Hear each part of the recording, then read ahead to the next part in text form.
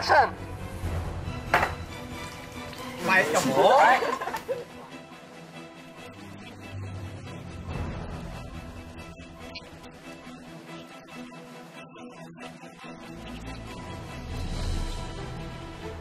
ពីណីលើចេះតែស្លុតឯងទៅកើយើងមើលគេចាដំបូងយើងមើលដល់ហើយដំបូងយើងហៀងដួលធម្មតាណា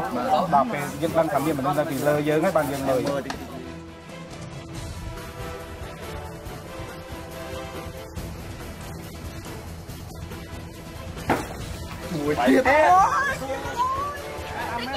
អាកុង